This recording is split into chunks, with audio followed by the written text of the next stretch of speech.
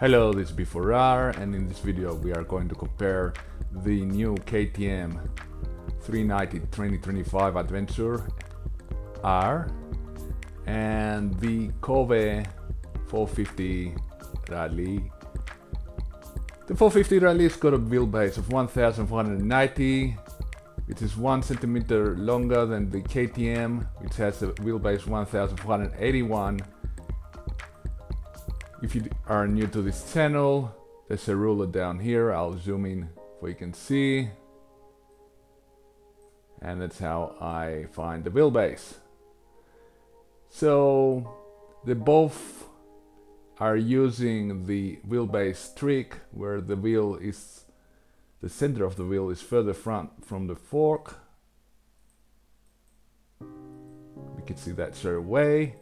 We can see straight away that the Kove has a much higher handlebar. We can see that the suspension seems to be longer, so it's a higher bike. We also see the seat is much higher for off-road use, and that's because it makes easier to stand up if you're already high up. That's why the seats are like this on off-road bikes. On adventure bikes, they curve it down so it can be in a more comfortable position and get off and on the bike more easily. The handlebars will seem higher because of that, although the handlebars on the Kove are high. So let's see exactly what's going on. Other than that, we can see that the renders are not very correct. Tires on the Kove seem to be more knobby, so bigger tires on the Kove. Did I tell you that somebody asked for this video? That's why I'm doing it. Otherwise, I don't find any interest in this video. Although you can say that they both have a single cylinder engine, so it's something in common. And I think, yeah, the kind of a similar category, kind of. Although I think this is much more hardcore than this thing here. This is more, adventure-y. So let's pause and unpause. And now I've placed the foot peg of the KTM. Oop, that was a mistake. The foot peg of the KTM on top of on the same position as the Rally, so you can see the standing up position, and you see standing up will be very similar, maybe a bit better on the KTM, slightly better. Sorry, 1 second, I couldn't see where the handlebars were. So that's the handlebar here. Let me bring in the other one. No, I'll take that back. They're pretty much the same, I think. Let me disappear this one. Yeah, pretty much the same. Not much of a difference. So standing up, maybe the KTM will be slightly further front, but pretty much the same other than that. There's no passenger foot pegs on the Kove, which is logical because it's a real and Dakar style bike. It's a real Dakar bike because it takes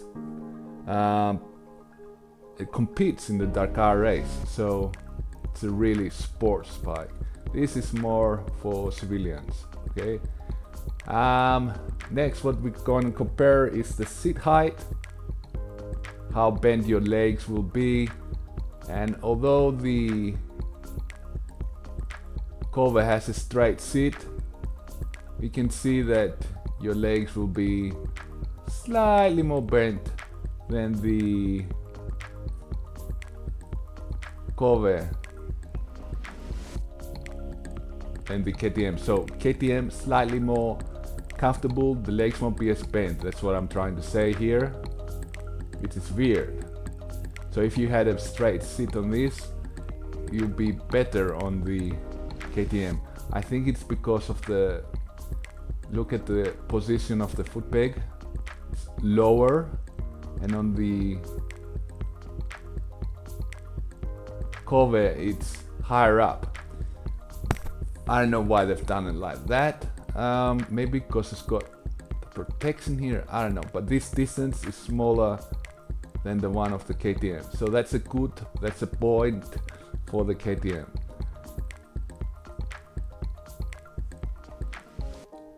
Now I've placed this seat on the same position, kind of. So we can see handlebar. So when you sit on them, the handlebar will feel slightly lower on the KTM.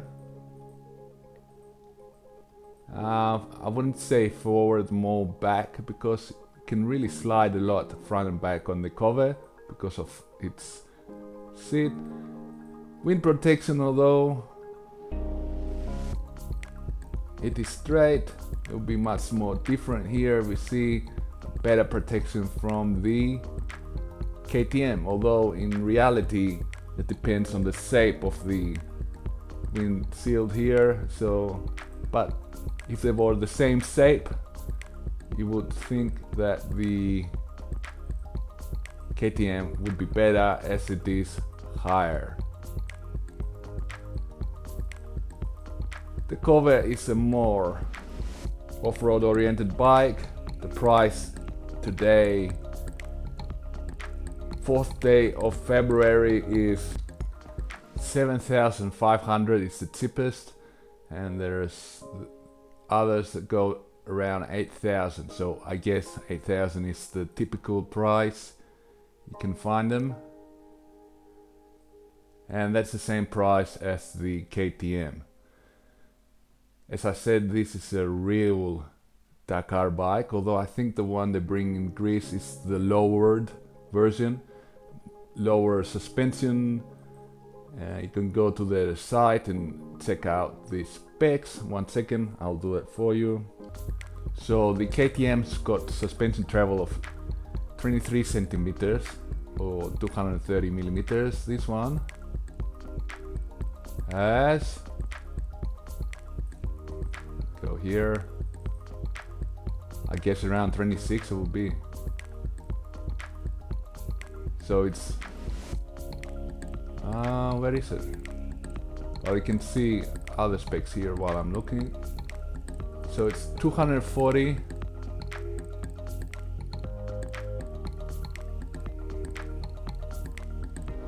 on the low seat, which is the one they bring, and 290 on the high seat, and it doesn't say the specs for the rear. So similar suspension travel, and the power is 42 horsepower. So very similar.